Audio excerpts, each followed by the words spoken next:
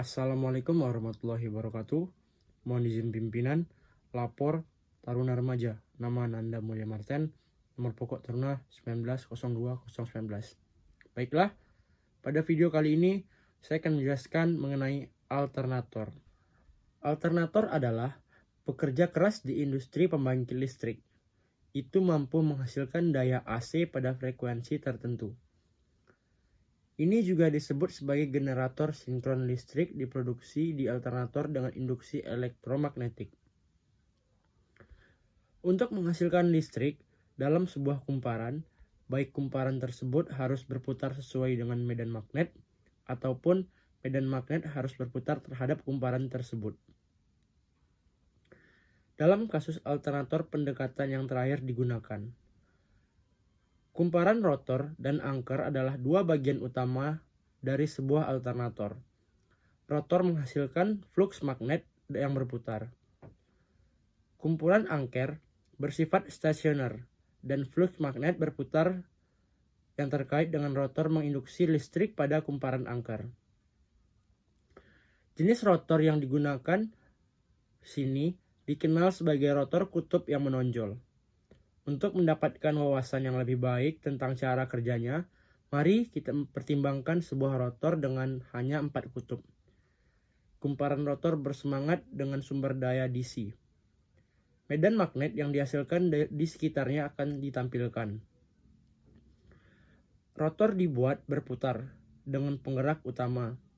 Hal ini membuat flux rotor juga ikut berputar dengan kecepatan yang sama. Flux magnet yang berputar seperti itu sekarang memotong kumparan angker yang dipasang di sekitar rotor. Ini akan menghasilkan EMF bolak-balik melintasi belitan. Berikut adalah versi lambat dari aksi rotor stator. Untuk sistem 4 kutub ini, ketika rotor memutar setengah putaran, EMF yang diinduksi membutuhkan satu siklus lengkap. Dapat dengan mudahnya diketahui bahwa frekuensi induk EMF, kecepatan rotor, dan jumlah kutub dihubungkan melalui hubungan sebagai berikut. Jelas di sini bahwa frekuensi listrik yang dihasilkan disinkronkan dengan kecepatan putar mekanik untuk menghasilkan arus AC 3 pasa. Dua lagi, kumparan jangkar yang berada dalam perbedaan pasa 120 derajat dengan yang sama pertama dimasukkan ke dalam belitan stator. Generator satu ujung dari 3 kumparan ini dihubungkan dengan bintang dan listrik 3 pasa diambil dari ujung lainnya. Jelas dari persamaan ini bahwa untuk menghasilkan listrik 60 Hz, rotor 4 pol harus berjalan pada RPM berikut. RPM yang sangat besar ini menghasilkan gaya sentrifugal yang luar biasa pada polling rotor dan dapat gagal secara mekanis seiring dengan waktu. Jadi, rotor kutub yang menonjol umumnya memiliki 10 hingga 20 polling yang menuntut RPM yang lebih rendah. Atau rotor kutub yang menonjol digunakan saat penggerak utama berputar pada RPM yang relatif lebih rendah.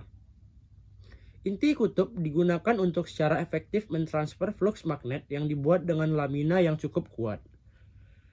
Lamina yang terisolasi seperti itu mengurangi kehilangan energi karena pembentukan arus pusar.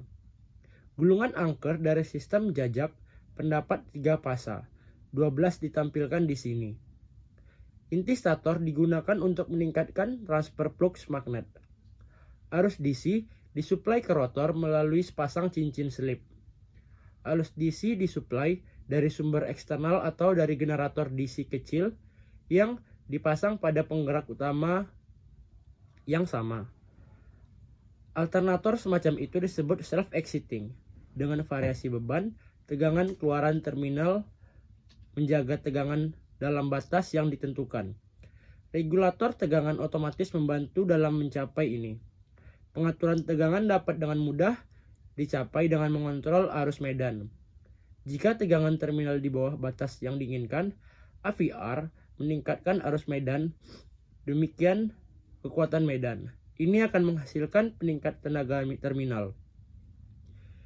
Jika tegangan terminal tinggi, kebalikannya dilakukan. Kami harap Anda mendapatkan pengenalan yang bagus tentang cara kerja alternator. Sekian video saya mengenai alternator. Kurang dan lebihnya saya mohon maaf. Wassalamualaikum warahmatullahi wabarakatuh.